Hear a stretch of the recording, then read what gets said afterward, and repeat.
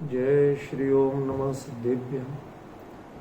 मंगलम भगवान वीरो मंगलम गौतमो गणी मंगलम कुंद कुंदाद्यो जैन धर्मोस्तु मंगलम सर्वमंगल मांगल्यम सर्वकल्याणकारकम प्रधानम सर्वधर्माणां जैनं जयतु शासनं जैनं जयतु शासनं जैनं जयतु शासनं। प्रतिक्रमण पर 2 दिन अपन चर्चा कर चुके हैं। आज विषय पे आगे बढ़ेंगे, अन्यथा हम पूरा नहीं कर पाएंगे, क्योंकि एक्चुअली प्रतिक्रमण का विस्तार इतना है कि मैं आपको ये प्रॉमिस करता हूँ कि कभी यदि छेड़ दिया तो पूरे 1 साल 365 घंटे सुनाऊंगा आपको और पूरा नहीं होगा। इतना है इसमें मेरे पास मैटर। अभी तो आपको जितना इसमें से देना उतनी दूंगा। बहुत सारे विषय तो मैं छेड़ ही नहीं रहा, ठीक है ना। सिर्फ इस पुस्तक के आधार पर जितनी जानकारियां देना वो दूंगा। पेज नंबर 7 पर थे कल आप, ठीक है ना। उसकी बात पूरी हो गई थी कि वर्तमान युग में ऐसी नितांत अपरिहार्य प्रक्रिया, उसके पहले थोड़ा सा था कि एक और जहां यह शिष्टाचार का पुनीत माने पवित्र पाठ है, तो दूसरी ओर यह आत्मबल को निरंतर जागरूक रखने की अप्रतिम कला है। आत्मबल माने सबसे बड़ा बलवान कौन? जो दूसरे को हरा सके, कि जो अपनी गलती स्वीकार कर सके। अच्छे से अच्छे जो दिग्विजयी बन जाए वो अपनी गलती मानने को तैयार, उसमें इतनी हिम्मत नहीं जुटा पाता कि मैं अपनी गलती मान लूं। समझ गया? इसलिए सबसे बड़ा शूरवीर वो है जो अपनी गलती मानने की हिम्मत रखता है। पहचानना, मानना, वही अपग्रेड करेगा, वही आगे बढ़ेगा। जो इतना ही नहीं कर सकता वो आगे क्या बढ़ेगा? वो तो गलती का पोषण करना चाहता है। समझ गए? वर्तमान युग के लिए ही क्यों, और युगों में भी होना चाहिए। सोच समझ के लिखा है वर्तमान युग के लिए। वर्तमान युग के लिए माने आज हमारी जो ये महावीर स्वामी के युग के लिए नहीं, आज की हमारे युग के लिए, जो हम दिन पे दिन सबसे बड़ी कमी की ओर बढ़ रहे हैं कि हमें अपराध नहीं लगते। पहले जो गलत लगता था, अब हम गलत करते हैं और गलत लगता नहीं। अपराध बोध मिटता जा रहा है। यह सबसे बड़ी खतरनाक स्थिति। सेंसलेस हो रहे हैं हम, सेंसलेस। सेंस किसको कहते हैं प्रीति? बताओ। कहते हैं ये बड़ा सेंसफुल व्यक्ति है। What is the means of sense? किसे कहते हैं सेंस? सेंस कहते हैं समझदारी को। और समझदारी किसमें है? कि जो अपनी कमियां पहचान सके, तभी तो दूर करेगा। दुनिया का छिद्रान्वेषण करे, तुमने ये किया, तुमने ये किया, उसके मुकाबले तो अज्ञानी कोई है ही नहीं। लेकिन जिसे अपनी कमी पहचान में नहीं आती, मेडिकल लाइन में कहें तो सेंस का एक और अर्थ है संवेदन शक्ति। डॉक्टर कभी कभी किसी का पैर सुन्न हो जाए तो वो लेके गई पत्नी डॉक्टर के पास। अब वो डॉक्टर ने लेटाया उसे, फिर वो एक लोहे की हथौड़ी, रबर वाली हैंडल, लोहे का नुकीला और रबर वाली हथौड़ी लेके, तो वो पहले धीरे से, उसका एक सिरा चौड़ा होता है, एक सिरा बिल्कुल नुकीला होता है रबर का। पहले चौड़े सिरे वाले से धीरे धीरे कुछ करता है, कुछ नहीं हुआ। फिर वो नुकीले वाले सिरे से करता है, कुछ नहीं हुआ। फिर नुकीले वाले सिरे से ठोकता है, तब भी कुछ नहीं हुआ। समझ गए? फिर वो सुआ वाला जो हिस्सा है उससे धीरे धीरे पैर पे गुदगुदी करने की कोशिश करता है, कुछ नहीं हुआ। फिर थोड़ा हल्का सा चुभा के करता है, जोर से, रेखा पड़ने लगी, खरोंच आने लगी हल्की, तब भी कुछ नहीं हुआ। तो उसने लेके उसके पैर पर जोर से गोंचा। अब पत्नी चिल्लाई, अरे लग जाएगी। डॉक्टर कहता लग तो जाए, लग तो जाए, तो हमें पता तो चले कि इसमें सेंस है। समझ गया? जो गलती है, जो पीड़ा है, आज हम उसके प्रति सेंसलेस हो गए। इसलिए वर्तमान युग के लिए प्रतिक्रमण जितनी अनिवार्य है, अपरिहार्य है, उसको छोड़ना ही नहीं चाहिए। लाख काम छूट जाए, रोटी पानी छूट जाए, लेकिन प्रतिक्रमण नहीं छूटना चाहिए। ये इसके पीछे कहने का अभिप्राय है। ख्याल में मैं अभी थोड़ा सा शॉर्ट में ले रहा हूं, आगे कई चीजें हैं बताने की, उनमें ये चीजें पूरी होंगी। पेज नंबर 9 पे आ जाइए आप। बाकी मैं थोड़ा सा छोड़ रहा हूं इतिहास वगैरह की बातें। लोक जीवन में प्रतिक्रमण की व्यावहारिकता एवं वैज्ञानिकता। लौकिक दृष्टि से शिष्ट समाज में जहां लोग गलतियों को स्वीकार करना, उन पर खेद व्यक्त करना, यहां तक तो शिष्टाचार के नाते कर लेते। भाई हम समझदार लोग हैं, कर लेते, सॉरी बोल दिया। हमारे एक मित्र हैं, उन्होंने हमसे कहा कि भाई आप क्षमा को थोड़ा सरल रूप में बताइए, सिर्फ सॉरी तक। मैंने कहा भाई साहब किसी और से बनवा लो, मेरे से नहीं बनेगा। क्यों? अरे ये क्षमा दिखावा नहीं है, ये जीवन का धर्म है, आत्मा का धर्म है। और आप इसमें क्या चला रहे? आपसी दिखावा। हमने उनसे बोल दी, उन्होंने हमें बोल दी। वो सॉरी तक नहीं बोलता आदमी। सॉरी शब्द कोई बुरा है, मैं ये नहीं कह रहा हूं, लेकिन आज सॉरी जिस लेवल पे होने लगा और जिस तरह से हम प्रयोग करने लगे, वो ज्यादातर एक दिखावा बन गया। हम अपने स्टेटस सिंबल के लिए कर देते। कोई हमें ये नहीं कह ले साहब इसने सॉरी भी नहीं बोला था। हमें एक व्यक्ति मिले तो कोई बात थी, तो मैंने उनको ऐसे बताया, तो उन्होंने सॉरी बोल दिया। अब सॉरी बोल दिया, मैंने थैंक यू नहीं बोला उन्हें, या इट्स ऑल राइट नहीं बोला। अब वो भड़क गए, मैं तमीज नहीं है। क्या बोल रहे? तमीज नहीं है।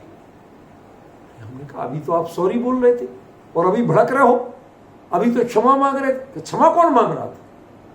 आप डिफरेंस समझ रहे? नहीं समझ रहे? क्षमा कौन मांग रहा था? ये तो शिष्टाचार नहीं मांग। सभ्य लोगों में ये जरूरी है कि कोई गलती पता चल जाए तो सॉरी बोलो और सामने वाला उसके लिए थैंक यू बोले, इट्स ऑल राइट बोले।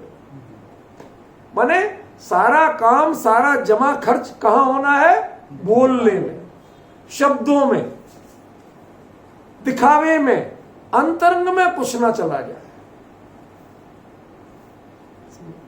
आजकल एक वो बैंडेड आती ना, वॉश प्रूफ। पहले पानी पड़ता था तो गीली हो जाती थी, गीली हो जाती थी तो धीरे धीरे उखड़ जाती थी। अब हमने क्या कर लिया? Wash proof. कितना ही पानी पड़े कोई फर्क नहीं पड़ेगा, वो अपनी जगह चिपकी रहेगी। उसकी ग्लू ऐसी है, चिपकी रहेगी।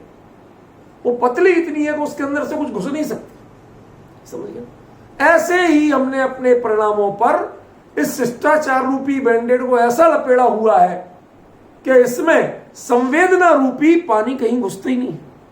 ये गीली नहीं होती है, नम नहीं होती है, नरम नहीं होती है, जैसी है वैसी पड़ी रहती है। क्या मैं इसलिए मैं कह रहा हूं शिष्टाचार क्या है? एक वॉश प्रूफ बैंडेज की तरह। अंतर समझे?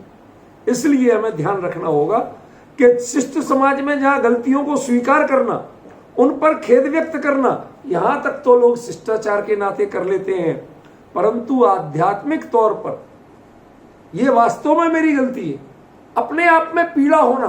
पहले लोग खुद पीड़ित होते थे।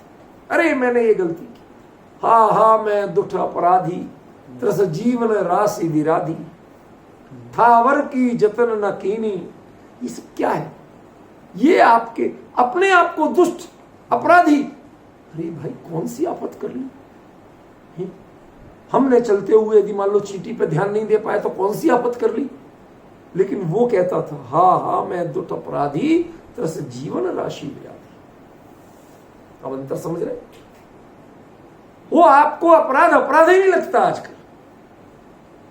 इसलिए ये बहुत जरूरी है। आध्यात्मिक तौर पर उन गलतियों के पुनः ना हो सकने, दो चीजें हैं।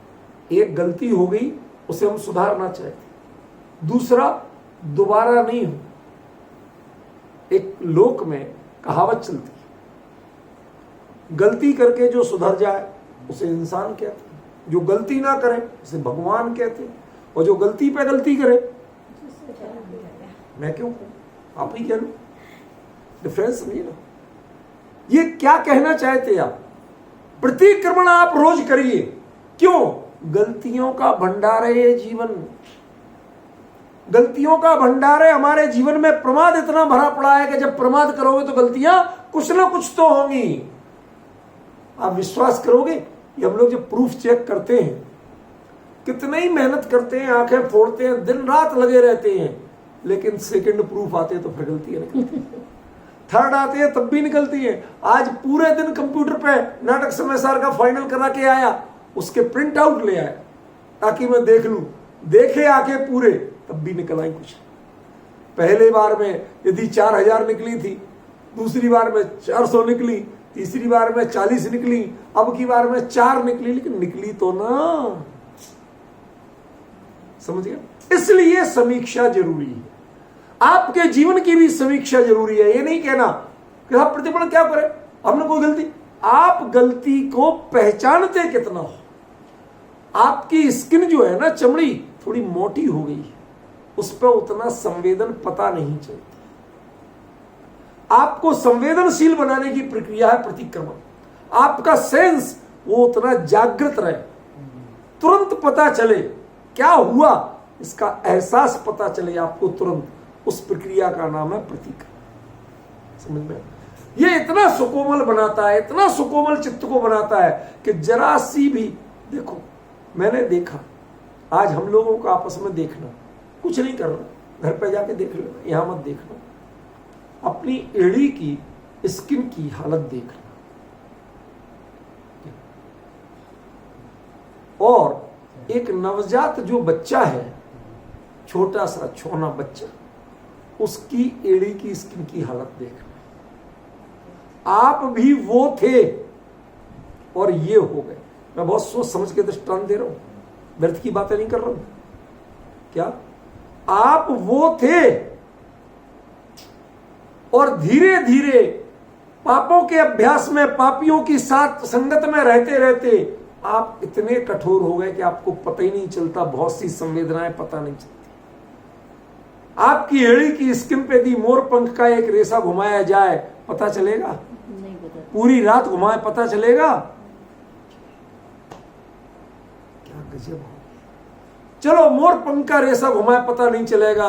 अभी बहुत सारे ऐसे लोग होंगे सूरमा कि जिनकी एड़ी की स्किन पे सुई भी घुमाए तो पता नहीं चलेगा। मोर पंख का रेशा तो बहुत मुलायम होता है। मोर पंख का रेशा लाइकली अतिचार, और सुई घुमा रहे वो लाइकली अनाचार। मैं व्यर्थ के दृष्टांत नहीं दे रहा हूं। अरे आपको तो आजकल जो अनाचार है वो पता नहीं चलते हैं, अतिचार तो बहुत दूर की बात है। और प्रतिक्रमण अतिचारों का होता है, अनाचारों का प्रतिक्रमण नहीं होता। जिनकी संवेदना इतनी मर गई है, जिसका सेंस इतना मर गया है कि जिसे अपराधी पता नहीं चलते हैं, सब चलता है। मैं जब अपनी यूनिवर्सिटी में जॉब पर आया तो मैं जिस माहौल में पढ़ा था, वहां पर यदि आपने ऐसे नजर उठा के और कॉपी, सेकंड कॉपी मांग ली, तो उतने में वो टीचर कहता था, नजर कैसे तेरी ऊंची हुई, नीची नजर। कॉपी मांगना, नजर झुकाए मांगना, ऊपर देख के नहीं मांगना, दाएं बाएं देखना तो बहुत दूर। ऐसे माहौल का पढ़ा मैं, और इस संस्कृत यूनिवर्सिटी में आ गया। पहले ही दिन जब परीक्षा में पहुंचा, ड्यूटी लगी, तो मैं तो सोच रहा था भाई अच्छा ही माहौल होगा, बच्चे शांति से लिख रहे थे, मैंने कुछ नहीं देखा। फिर एक छात्र की हिम्मत हुई, उसने कहा ये नया नया टीचर दिख रहा है, इससे पूछे। कहते गुरुजी इधर तो आ। क्या है बेटा? धीरे से निकाल, ये 4 पर्चियों में ये उत्तर कौन सा है बताओ। यदि इनमें कोई नहीं हो तो नीचे और रखिए, वो निकालो। मतलब आप एक और ये लगे कि ये कितने बेचारे हैं, दूसरी ओर लगे कि इनको पकड़ के डंडा जम के सूता जाए। तुझे ये शर्म नहीं? एक अध्यापक वो इस ड्यूटी पर है कि सामने कोई नकल ना कर पाए, कोई गलत प्रयोग ना कर पाए, और तुम उससे नकल पूछ रहे हो कि कौन सी? कितनी संवेदनाएं मरी हैं आपकी, हम कहां आ गए? सुदेश बाबू अंजी स्वामी थे ना, वो अक्सर ये बोलते थे, अक्सर, ये हम कहां पड़े, ये हम कहते, वो अपने आप को बताते थे, सही गलत पे मैं कोई सर्टिफिकेट नहीं दे रहा किसी को, उनकी फीलिंग्स बताता। वो कहते थे विदेश क्षेत्र में थे, सिमंदर भगवान के समोश्र में थे, ऐसे ऐसे सांप, नेवले, हिरण, शेर सब आते थे, कैसे भगवान की वाणी सुनते थे, हम लोग भी कैसे अपनी जगह खड़े खड़े सुनते थे, लोगों के परिणाम कितने नरम होते थे, हम कहां अपने लोगों को भगवान आत्मा की बात सुनाते हैं, समय सार सुनाते हैं, लोगों के परिणाम नहीं दिखते, कहां पड़े? अब डिफरेंस समझिए। मैं किसी का प्रचार प्रसार करने के लिए नहीं कह रहा हूं, मैं जो बात बताना चाहता हूं उसकी सेंस को समझने की कोशिश करें। व्यक्ति को पीड़ा किस बात की लग रही है? यहां इस आत्मा की बात, परमात्मा की बात, सिद्ध स्वरूप की बात, बंदित्व सब सिद्धे से जो ग्रंथ शुरू हो रहा है, उनकी बात को सुनने के लिए लोग तैयार नहीं है। इसके लिए लोग गालियां देने को तो तैयार हैं, गाली देने का समय लोगों के पास है, उसको सुनने और समझने का समय लोगों के पास है। इसे कहते हैं पंचम काल। यह पीड़ा है, समझ गए? इस पीड़ा से व्यथित होके जब जिसको इतनी संवेदनाएं लगे, इतना पता चले कि हमारे जीवन में जरा सी भूल हुई, तो वो भूल भी भूल है। आज हमारी यूनिवर्सिटी में आप भी परीक्षा दे लिए, दिखता है कहीं? ये 34 साल का संघर्ष है। मेरा स्कूटर तोड़ा, क्या क्या नहीं किया उन लड़कों ने, उसके बावजूद मैं अपनी जगह दृढ़ रहा कि मैं यदि खड़ा हूं तो नकल नहीं हो सकती है, तो मैं अपनी मेहनत से, याददाश्त से ही काम करना पड़ेगा। परिवर्तन आया। आपकी जो एड़ी की त्वचा सख्त हो गई है, इसको लोग कहते हैं भैया पानी, ठंडे गर्म पानी में डालो, थोड़ा साबुन लगाओ, थोड़ा सा स्क्रब करो, रगड़ो, धीरे धीरे फिर उस पर अकेला रगड़ो नहीं तो और सख्त हो जाएगी, फिर उस पर वैसलीन लगाओ। ये सब क्या बता रहा हूं आपको? ये कोई पैनिक्योर बता रहा हूं क्या? ये उसकी क्लास है क्या? अपने परिणामों को इतना नरम बनाओ, आपको छोटी सी भी हिंसा लगे, एक छोटे से भी जीव की पीड़ा लगे, समझ गए ना? आज लगती नहीं, आज हम संवेदनहीन होते जा रहे हैं। जो संवेदनहीन है वो प्रतिक्रमण नहीं कर सकता, जिसे दूसरे की पीड़ा नहीं लगती, जिसे अपने दोष नहीं लगते, वो प्रतिक्रमण का पात्र नहीं। समझिए, देखिए क्या कह रहे हैं, अब जरा समझने की कोशिश करिए। आध्यात्मिक तौर पर उन गलतियों को पुनः ना हो सकने, एक पॉइंट। दूसरा, हो चुकी भूलों को मिटाने, दो बातें। क्या? आपने जब किसी को गलती के रूप में स्वीकार कर लिया, इसका मतलब दोबारा तो नहीं करो। समझ गए? ऐसा हुआ, मैं अपनी सही घटना बताता हूं। देखो, बहुत ईमानदारी से बताता हूं, मैं कोई छल नहीं करता। हमारे कोई रिश्तेदार आए हुए थे, वो गाड़ी से जा रहे, अब हमें कह लगे चलो आप इंडिया गेट घुमा लाओ, फिर राष्ट्रपति भवन भी घुमा लाओ। अब मैं चला गया, अपन यहां दिल्ली के ढंग सब जानते हैं। अब कहीं पर उन्होंने नो एंट्री में घुसा दी गाड़ी। अब वहां तो छोटे छोटे बोर्ड लगा देते टेम्परेरी, दिन में 10 बार नो एंट्री होती, 10 बार एंट्री होती। वीआईपी कोई हो रहा, उन्होंने नो एंट्री कर दी, नहीं है एंट्री कर दी, तो वहां घुसा दी। ओ तुरंत रोक दो गाड़ी। मैंने उनसे प्यार से बात की, सर एक प्रोफेसर हूं, हमारे मेहमान आए, ठीक है अब आगे ध्यान रखना। छोड़ दिया हूं, एक पैसा नहीं लिया, छोड़ दिया। अब अगले मोड़ पे गए, वो कह लगे वाह साहब आपकी तो बड़ी चलती है यार, एक इशारे पे मान गए। अगले मोड़ पे गए, फिर घुसा दिया कहीं। उनने सोचा कि ये बोलेंगे छूट जाएंगे। अब वो अगले मैसेज, वो देख रहे ऊपर से, वहां तो खुला एरिया है सर, उनने तुरंत उसको मैसेज कर दिया कि ये आदमी बोलेगा, इसकी सुनना नहीं, मैं तो बोला ही नहीं, मुझे पता था सुनना नहीं। हमने कि आराम से कटवाओ चालान। अंतर समझ रहे क्या है? आपकी भलमनसाहत पर एक बार जिसने छोड़ दिया, उसके बाद वो गलती दोबारा करने की हिम्मत आपकी होना नहीं चाहिए। यदि होती है तो आप अपराधी हो, आप मेंटली अपराधी हो, पेशेवर अपराधी हो, आप क्षमा के योग्य नहीं हो। अंतर समझिए। इसलिए जिसने गलती स्वीकार कर ली वो दोबारा तो करेगा नहीं। तो फिर प्रतिक्रमण क्यों करना जब कर ही नहीं रहे गलती? कि जो गलतियां अभी नहीं की हैं लेकिन हो सकती हैं, उनके लिए भी उनको मिटा, जो हो चुकी हैं उनको भी मिटाना और जो हो सकती हैं उनसे बचना। इन दोनों की कोई वैज्ञानिक विधि आज लोग के पास नहीं। ज्यादा से ज्यादा सॉरी बोल सकते, उनके अनुसार सॉरी नहीं बोले तो समाज में आप अशिष्ट माने जाएंगे। धार्मिक क्षेत्र में जो प्रतिक्रमण नहीं करे वो असभ्य माना जाएगा। अब बताइए, आपको असभ्य बनना है, अशिष्ट बनना है? गंवार शब्द बुरा नहीं है, गंवार शब्द बहुत अच्छा, हम गांव के रहने वाले गंवार है। देहाती बहुत बुरा नहीं है, क्यों? हम देहात के रहने वाले देहाती हैं। ये कोई गालियां नहीं है, समझ गए ना? असली गाली क्या है कि आप सभ्यता का व्यवहार नहीं जानते, शिष्टता का व्यवहार नहीं जानते, ये अशिष्टता। अंतर समझिए। आपको शिष्ट होना ज्यादा जरूरी है। गंवार या देहाती होना अपराध नहीं है, लेकिन अशिष्ट होना अपराध है। यहां एक स्वाभाविक प्रश्न है, तो धर्म की दृष्टि से हमें प्रतिक्रमण कब कब करना चाहिए? बड़े वैज्ञानिक तरीके पे मैं आ रहा हूं। क्या उत्तर? जब गलती हो तभी करना चाहिए। सच बताओ, आपसे कोई गलती हो जाए, चलो भाई हम बाद में कह लेंगे, अब अभी ज्यादा तूल मत दो, बाद में कर लेंगे, हम रिपेयर कर लेंगे, उनसे बात कर लेंगे, उनके घर चले जाएंगे, लेकिन पब्लिकली हम उसे एक्सेप्ट करने को तैयार नहीं। पर्सनली एक्सेप्ट कर लेंगे, पब्लिकली नहीं।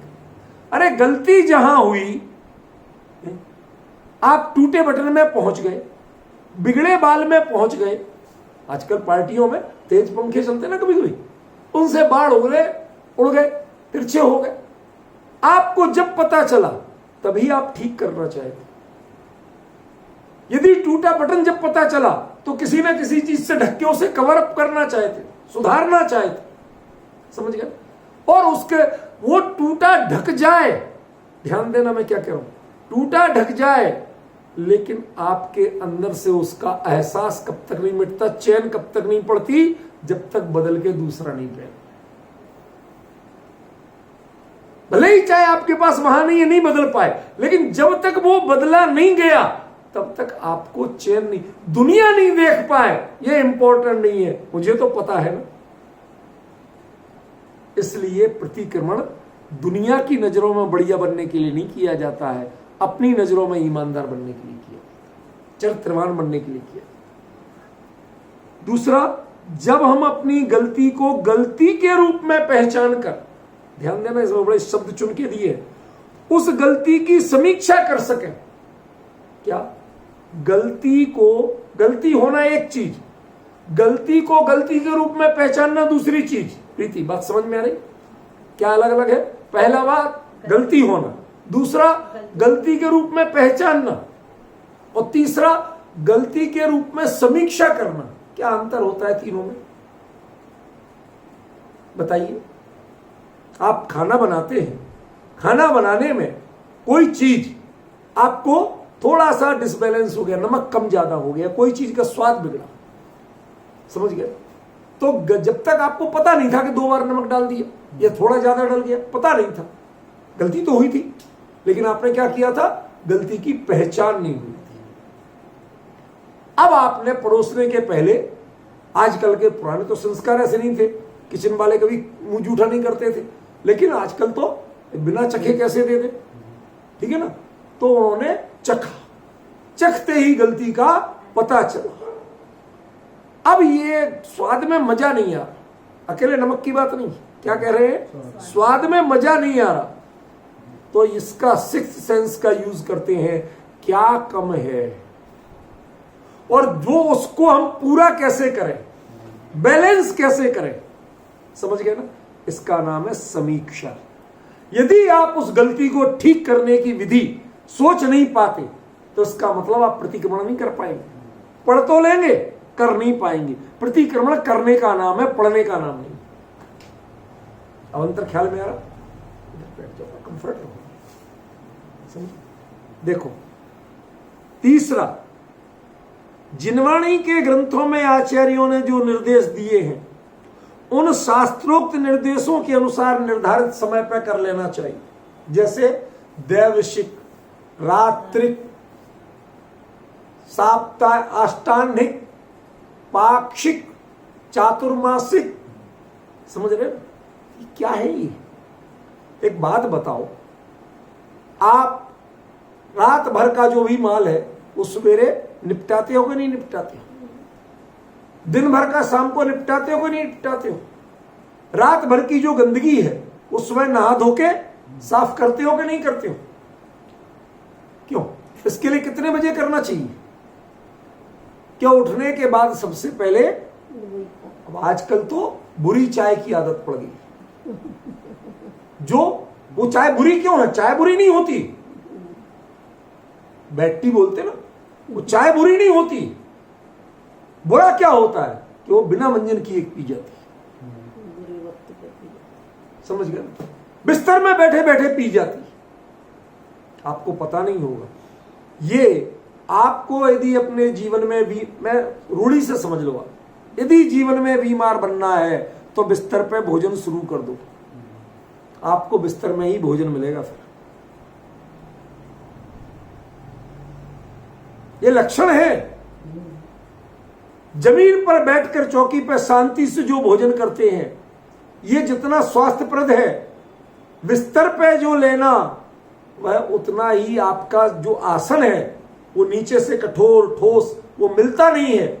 आप सीधे बैठ के नहीं करते, आराम तलब होके करते हैं। चम्मचों से पीने का जो सिस्टम है उसको अपनाते हैं। आप तय मानिए कि आप अपने, कोई ये श्राप नहीं है, किसी ने अभिशाप नहीं दे दिया। समझ गए ना? आपने वो लाइफ स्टाइल अपना ली कि जिसके बाद आप बिस्तर पे ही भोजन करेंगे, आप बैठ के भोजन नहीं कर पाएंगे। इसलिए भारतीय संस्कृति में महाअशुभ माना गया। अब आपने वो बेड टी, बेड क्यों है, बुरी क्यों है? चाय आप जितनी चाहे कीमती ले आइए, दूध जितना चाहे बढ़िया हो, चीनी जितनी चाहे बढ़िया हो, लेकिन फिर भी वो बेड टी है। क्यों? क्योंकि वो आपके जीवन में बुरी आदतें दे रही है।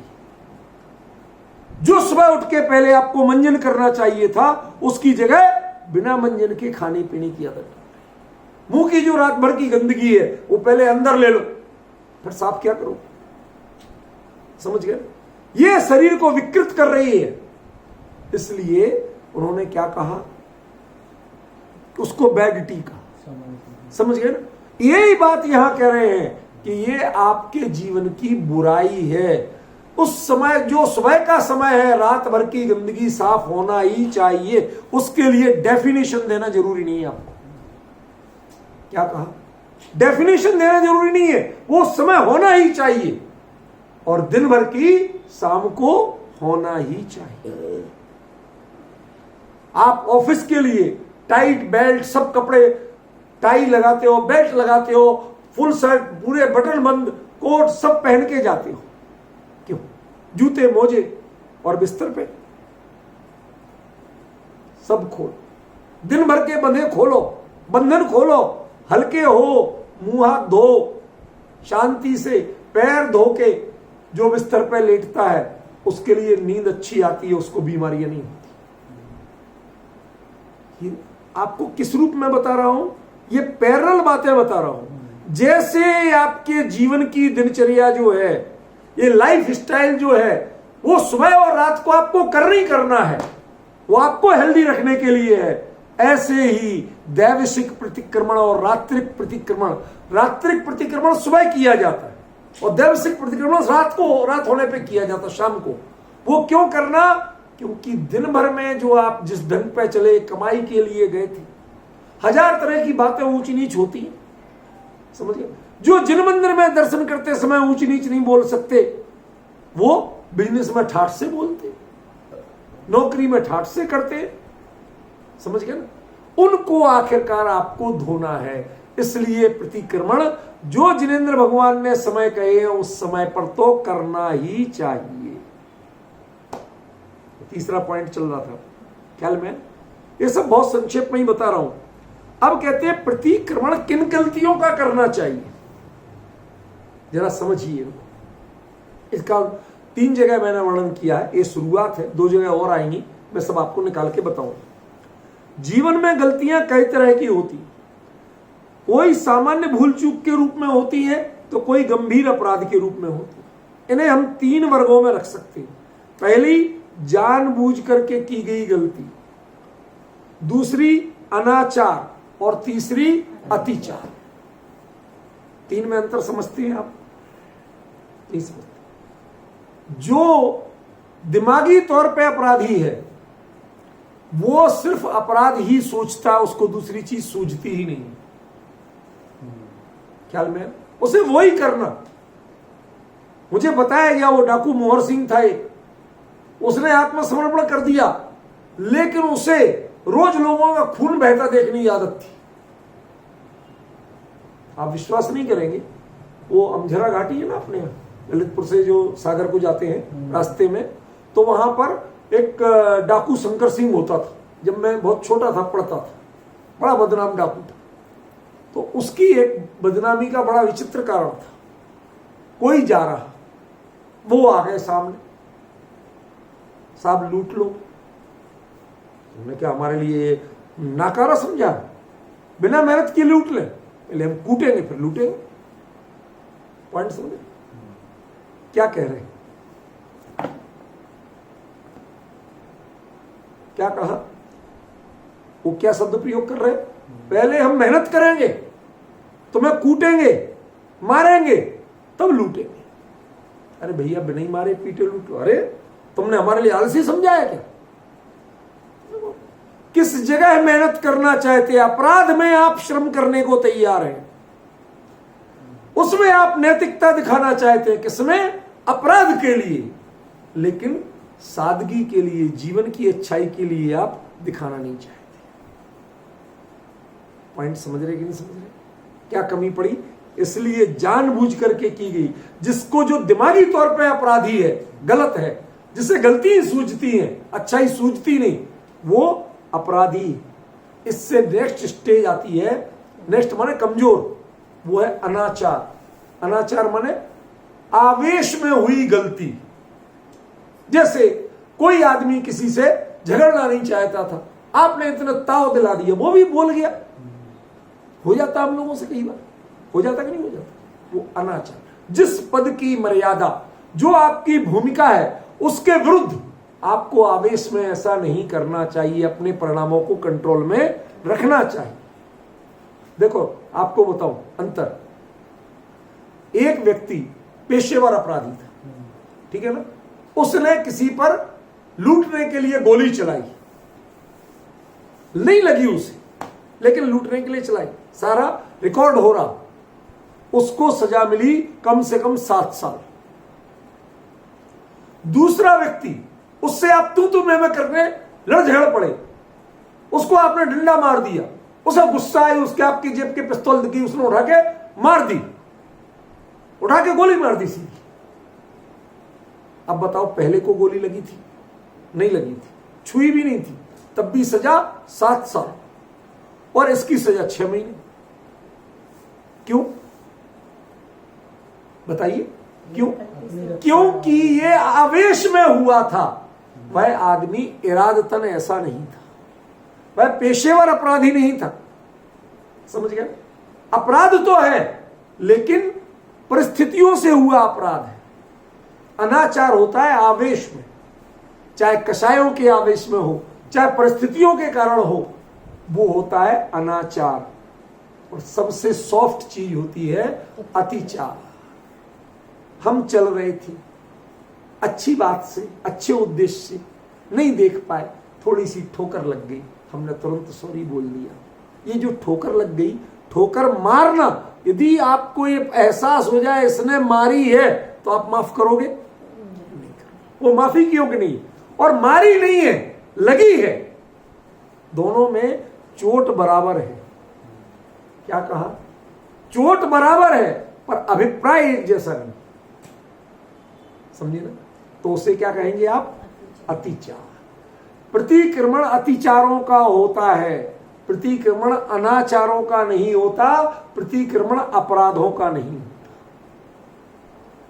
कोई सोचे कि मैं जो मर्जी हो उतने अपराध करो और उसके बाद शाम को प्रतिक्रमण कर लेंगे, जी नहीं, आपके लिए प्रतिक्रमण की विधि नहीं है, अपराधियों के लिए नहीं है, अनाचारियों के लिए नहीं है, जिसे अपने आवेश पर कंट्रोल नहीं है, आवेश में आके कुछ भी कर सकता है। तेरे लिए तू भले ही कम सजा मिले पर तू सजा का पात्र है, तू अपने आप सॉरी बोल के नहीं बच सकता। क्या सॉरी बोल के कौन बचेगा? अतिचार। इसलिए प्रतिक्रमण किसका होता है? अतिचार। अब अतिचारों का रूप भी आपको थोड़ा सा खुलासा करूंगा जिससे आपको समझ में आए। जरा पेज नंबर निकालिए आप, 17, प्रस्तावना का पेज नंबर 17। देखिए, प्रतिक्रमण का लक्ष्य अतिचार दिया है ना? क्या है? वह सूक्ष्म दोष जो स्वयं के संकल्प मात्र से मिट सके। क्या कहा? आपने मन में सोचा, फील किया और उतने में खत्म, हमारे मन का मैल खत्म। आपकी ठोकर लगी, हमने आपकी ओर देखा। अब बताइए, कुछ कह रहे हैं भाई साहब? क्या बात कर रहे हैं आप? हाथ क्यों जोड़ रहे हो? खत्म, वही खत्म हो गया। क्यों? आपके चेहरे की सरलता, आपके शरीर की जो रिजुता है, सरलता है, वो उसके लिए पूरा अंतर हृदय को खोल रही थी। समझ गए? वह वहीं की वहीं मिट गई। वो ठोकर जो लगी थी वो वहीं की वहीं मिट गई। ठोकर मिटी? ठोकर नहीं मिटी। ठोकर के पीछे जो अपराध बुद्धि थी, जो आपको चोट लगी थी, कहां? यहां कि इसने पैर मारा, ये जो चोट यहां लगी थी वो मिट गई। तो प्रतिक्रमण कहां से मिटाना है? पैर से मिटाना है कि यहां से मिटाना है? आप फील कहां करते? पैर में चोट लगी है उतना फील नहीं होता है, लेकिन मन में यदि हो जाए, नुकसान हुआ, कांच का जार टूट गया, जुड़ेगा। 10,000 रुपए का था, बहुत बेशकीमती, बदलेंगे? नहीं बदलेंगे। कोई लेगा? कबाड़ी भी नहीं लेगा। समझ गए? वो गया, 10,000 का लॉस हुआ। कि लॉस एक चीज है पैसे का, और संबंधों का लॉस, अपराध का लॉस, अपराध के रूप में गिनती है दूसरी चीज। क्या? देखो मैं बताता हूं, ध्यान देना जरा इधर से। एक व्यक्ति को कोई पीछे से गोली मारना चाहता था, उसे पता नहीं था, वो आराम से खड़ा बतिया रहा था। दूसरे ने एक कीमती चीज लेके और वही 10,000 का क्रिस्टल का जार और उसको फेंक के मारा। किस पे? उसकी गन पर, ताकि वो निशाना ना लगा पाए, इसकी जान ना ले पाए। उसके घर का जार था जिसके सिर पे पीछे से वो गोली मार रहा था। ध्यान देना।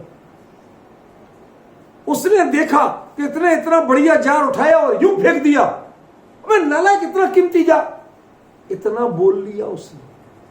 इतने में पीछे से धाई की आवाज सुनी, उसकी बंदूक छूटी हाथ से, ऊपर गई गोली।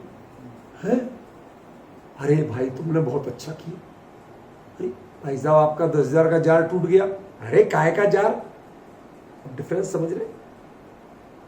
आपके परिणाम, आपकी जो प्रतिक्रिया है, वह प्रतिक्रिया जीव रक्षा की है कि जीव हिंसा की है? समझ गए ना? यह पहचानना पड़ेगा, तब वो अतिचार कहलाए। अब देख क्या कहते हैं, वह सूक्ष्म दोष जो स्वयं के संकल्प मात्र से मिट सके। समझने के लिए हम थोड़ा सा एग्जाम्पल दे रहे हैं। परमानेंट मार्कर से लिखना,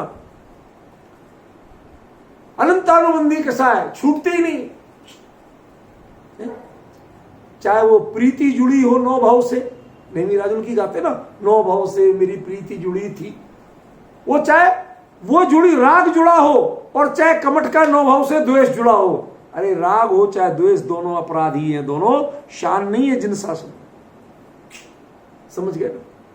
राजुल की प्रीति नेमी से, इसको लोग बड़े चाव से गाते हैं, गर्व से गाते हैं, और कमठ के क्रोध को हिकारत से देखते हैं, तिरस्कार से देखते हैं। जैन दर्शन कहता है चाहे राग हो चाहे द्वेष हो, अपराध दोनों है। ये आत्मा की शोभा नहीं है, ये आत्मा की सहजता नहीं है। दोनों में अपराध बोध लगना चाहिए। परमानेंट मार्कर से लिखना, फिर साधारण स्याही या रंग से लिखना। परमानेंट मार्कर का कितना ही धो लो छूटता नहीं, ऐसे ही हमारे अंदर जो बैर बंधता है वो छूटता नहीं। बुराई के संस्कार छूटते नहीं है, वो अपराध से भी बड़ा है। जो स्याही से लिखना, पानी डालो धुल तो जाए लेकिन दाग रह जाता, एहसास रह जाता, समझ गए? हमारे संबंधों की खटास बढ़ा जाता है, जो दूरियां बढ़ा जाता है, वो क्या है? वो भी अपराध है। फिर कच्ची पेंसिल से कागज पर लिखना, क्या होता है? इरेजर लो, मिटा दो। मिट गया कि नहीं? पक्का नहीं। जो ये गुप्तचर विभाग, पुलिस विभाग वाले होते हैं, आप कहीं पर लिख के मिटा दो, वो आपको पकड़ लेंगे। क्यों? कागज पर उभार बाकी है। उस पर पता वो क्या करते हैं? पेंसिल ली, लंबी नोक की छीली, और उस पर ऐसे नहीं लिखते हैं, ऐसे पेंसिल रगड़ते हैं, कागज काला कर देंगे। जो उभार था ना, नंबर उभर के आ जाता, वो वाइट रह जाता है। इसका मतलब है कि यदि आपके परिणामों पर वो एहसास बाकी है कि हां ये गलती हुई थी, यदि आपके परिणामों में बाकी है, तो कर्म के कागज पर भी बाकी है। कितना ही मिटा लो, वो कर्म से मिटेगा नहीं। कितने कोमल परिणाम हो कि पानी पर लिखो, लिखते लिखते मिट जाए। पुराने जमाने में स्लेट बत्ती चलती थी, खड़िया की, जानती हो? नहीं पढ़े? अरे यही तो है, जब भी आप लोग पढ़े लिखे नहीं। सही पढ़े लिखे वो ही। लकड़ी की पाटी होती थी, उस पर काला रंग पेंट वेंट पोत देते थे, ठीक है ना? फिर सबसे मुलायम चीज खड़िया, ठीक है ना? व्हाइट जैसे चूना होता है ना, उस टाइप की। चूना में तीखापन होता है, एसिड होता है, उससे उंगलियां कट जाती हैं, खड़िया से उंगलियां नहीं कटती, ठीक है ना? तो उससे एक सिंपल कलम लेके और उससे लिखते थे हम लोग, छोटा अनार का, बड़ा आम का, ऐसे लिखते थे, ठीक है ना? अब गलती हो गई लिखने में, स्पेलिंग गलत हो गई, लिखना कुछ था और अनार की जगह अनर लिखा गया, एक मात्रा कम लग गई, ठीक है ना? मास्टर जी ने डंडा उठाया, सोटी उठाई और एक लगाई। ये गलती कैसे हुई? गलती कैसे हुई? वो गलती एहसास करा रही है कि अब पार्टी पर तो अभी मिट जाएगी, कोई दाग नहीं छोड़ेगी, कोई उभार नहीं छोड़ेगी, जरा से गीले कपड़े से पोंछो साफ हो जाएगी, दोबारा लिखी जाएगी। लेकिन वो सोटी क्यों लगी? कि वो चित्त से मिटाने के लिए लगी है, वो पार्टी से मिटाने के लिए नहीं लगी। यह प्रतिक्रमण में आपको गलती, अपनी आलोचना क्यों करना? हाँ मैंने गलती की, ये क्यों करना? ये जो सोटी क्यों लगी? ये सोटी लगी है आपको चित्त से कि ये अपराध है, दोबारा नहीं करना है, इसके लिए लगी। यहां पार्टी पर कोई सबूत नहीं बचा, लेकिन संस्कारों में भी कोई सबूत नहीं बचना चाहिए। इसका नाम है अतिचार। अभी तो हम अतिचार किसे कहते हैं ये नहीं जानते। प्रतिक्रमण किसका करोगे भाई, ये तो बताओ। देखो, तीसरा है संकल्प शक्ति की श्रेष्ठता और दोषों की न्यूनता इसकी प्रमुख शर्तें, दो चीजें चाहिए। एक, संकल्प शक्ति। मन इतना मजबूत है कि मुझे अपराध दूर, अपनी गलती दूर करना ही है एनी हाउ।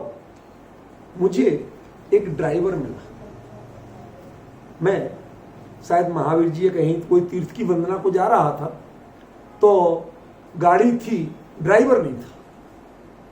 हम लोग सब कोई इतना ट्रेंड नहीं थे उस समय, तो उस समय कहा चलो ड्राइवर ले लेते हैं,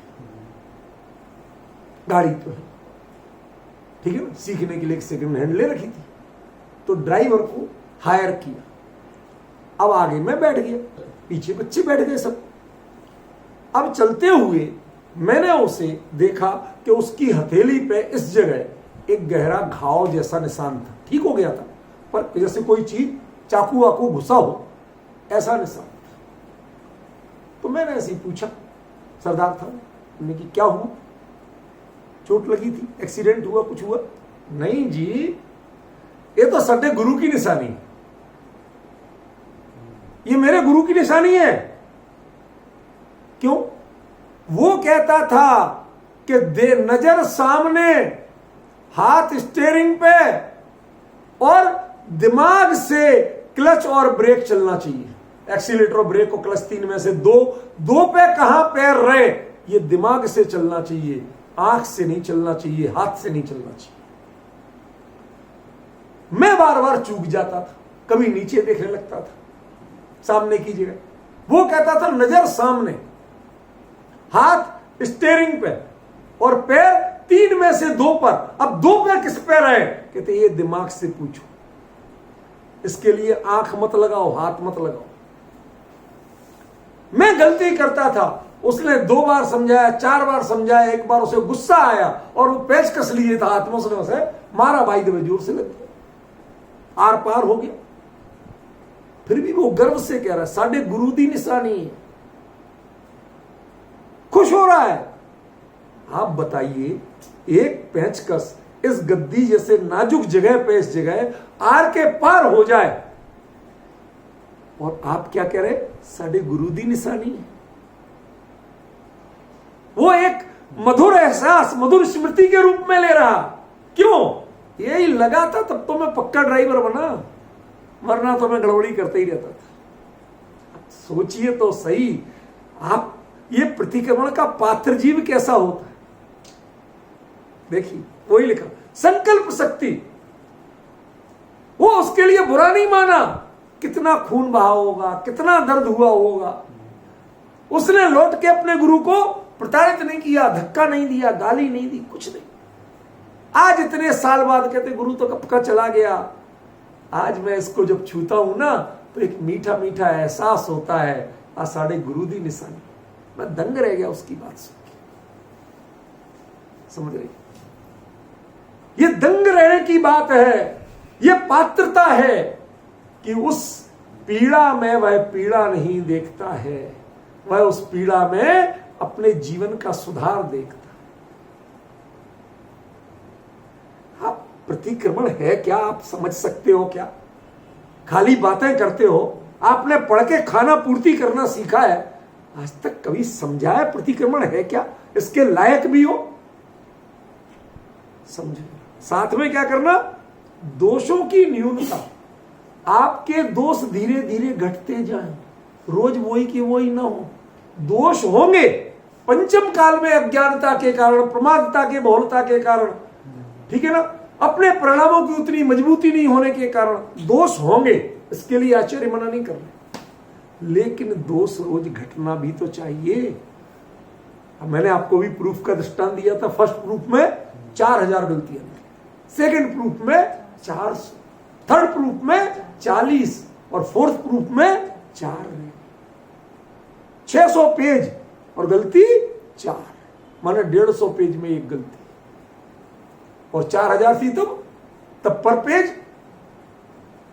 बताओ, अब आप सोचिए कितना अंतर आ रहा है। जैसे आप प्रूफ पढ़ते हैं, कोई भी काम करते हैं, सुधारने के लिए करते हैं, तो गलतियां घटना चाहिए। यदि गलतियां नहीं घटती है, इसका मतलब तुम्हारा प्रूफ पढ़ना बेकार है, तुम मूर्ख हो, किसी और से पढ़वाइए। ऐसे ही यदि आप प्रतिक्रमण करते हो और उसके बाद भी वो गलतियां जीवन से दूर नहीं होती हैं, इसका मतलब है कि आपने प्रतिक्रमण किया ही नहीं। बहुत अद्भुत चीज है ये, थोड़ा धैर्य से समझना पड़ेगा। स्थूल एवं जानबूझ करके किए गए दोष अनाचार, इनका प्रतिक्रमण नहीं होता, प्रायश्चित होता है। वो 7 साल की जेल नहीं हो, 6 महीने की हो, लेकिन होगी जेल, और जज सुनाएगा। आपके सॉरी बोलने से काम नहीं चलता। आप सॉरी बोल के नहीं बच सकते हो उससे। इसलिए अपने जीवन को इतना नरम बनाइए, इतना सरल बनाइए, इतना डाउन टू अर्थ बनाइए कि आप प्रतिक्रमण से अपने दोष मिटा सकें। कितना बढ़िया आदमी होगा वो, जिस जगह लोग प्रतिक्रमण करके दोष मिटा लेते होंगे।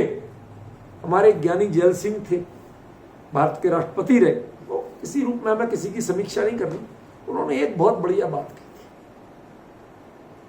वो पहले जहां अपने पिंड में, पिंड माने गांव, अपने गांव में जहां गए थे, तो थोड़ी दूर पे कोई स्थानक था,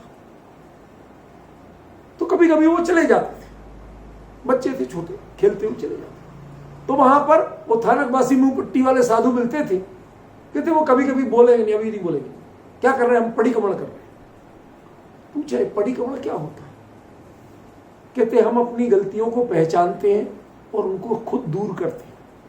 मिच्छामि दुक्कडम बोलते। मिच्छामि दुक्कडम का अर्थ क्या होता है? कि मेरे दुष्कृत मिथ्या, मैं अपने गलती पहचानता हूं, हाँ ये गलती है, स्वीकार करता हूं और अपने आप गलती दूर करता हूं। वो व्यक्ति बोला कि एक गांव यदि जैनों का बस जाए तो वहां पुलिस थाने का खर्चा बंद हो जाएगा, अदालत का खर्चा बंद हो जाएगा। क्यों? क्योंकि जो अपने छोटे से छोटे दोष को पहचान के उसके प्रतिक्रमण करने की हिम्मत रखता है, इतना नैतिक बल जिसमें है, और इतने छोटे, जिसके बड़े दोष होते ही नहीं, होते ही इतने छोटे हैं, उसके लिए पुलिस वाले करेंगे क्या करेंगे पुलिस वाले उस गांव में रहके? उनके लायक तो अपराध चाहिए, और अपराध ये जीव करता नहीं है। कौन? जिसके यहां प्रतिक्रमण होता है वो अपराधी नहीं हो सकता, अतिचारी हो सकता है, अनाचारी नहीं हो सकता, अपराधी नहीं हो सकता। अपराध होता है मानसिकता से, अनाचार होता है आवेश से, और अतिचार होता है असावधानी से। 3 अलग अलग स्टैंडर्ड। अब आप पहचानिए कि आप किस कैटेगरी में आते हैं, तब तो आप तय करना कि आप प्रतिक्रमण कर सकते हैं कि नहीं कर सकते। कोरी बातें समझ गए। अब बताइए आप लोग कि आप लोगों ने जीवन में जितनी बार प्रतिक्रमण पढ़ा है, वो पढ़ा है कि किया है? अरे पढ़ा भी क्या है, वो तो किसी तरह बोल लिया, किसी तरह बोल लिया। आपको बताऊंगा 24 दंडक थोस्सामी हम जड़वरे उसे मजियम च बंदे, इसका जब बताऊंगा ना, यदि इस 10 दिन में बता पाया तो देखो विषय तो है मेरे से सीमा से बाहर है। मैं हूं भावुक आदमी, जब बोलना शुरू करता हूं तो मैं अपने कंट्रोल में नहीं होता। जिस समय यदि बता पाया वो भक्ति क्या होती है, आपके मतलब रोम रोम खड़ा होगा। थोस्सामी हम जड़वरे, कौन बोलता है भाई? पहले उस पात्र जीव को तो देखो। आज हम लोग कैसे भी कपड़ों में, कहीं से भी कैसे भी पहुंचते हैं मंदिर है, और उसके बाद में क्या करें, सब मन नहीं लगता, कोई खास आकर्षण नहीं लगता, कुछ चेंज नहीं आता, कर आते हैं दर्शन, कुछ नहीं। अरे होगा कहां तुम्हें? जो अपने परिणामों की शुद्धि, जो देह की शुद्धि पे भी ध्यान दे, क्रिया की शुद्धि पे भी ध्यान दे। पहले जैनी पैदल जाते थे कि नंगे पैर जाते थे। नंगे पैर क्यों जाना? कि क्या नीचे आ रहा है इसका एहसास चप्पल को नहीं होता, जूते को नहीं होता, लेकिन पैर की चमड़ी को होता। क्या ये भजन बहुत पढ़ती थी, हमें बहुत अच्छा लगता था इनका। जब कभी शिखर जी वगैरह जाते थे तो ये गाती जाती थी कि बग्गी आवे राजा भाई, हाथी आवे सेठ, पैदल जावे जैनी भाई, गढ़ गिरनार सीखा। पैदल जावे, उसके पीछे ये इतनी सुकोमलता पैरों में भी है, उससे ज्यादा सुकोमलता परिणामों में है कि एक छोटा सा भी जीव नीचे आएगा, वही मेरा पैर यूं हो जाएगा, ऐसे से यूं हो जाएगा। बेटा तू निकल जा, मैं बात, तो ये चोट ना पहुंचे, समझ गए। इतने सुकोमल परिणाम वाला प्रतिक्रमण कर सकता है जिसके पैरों में लकड़ी की चप्पलें पड़ी हों, मोटे मोटे सोल पड़े हों, जिसे एहसास तक नहीं होता है, वो क्या प्रतिक्रमण करे। अंतर समझे। समय हो गया, चर्चा बाकी कल करूंगा। अब जितनी हो पाएगी उतना करूंगा। भाई मेरे को क्षमा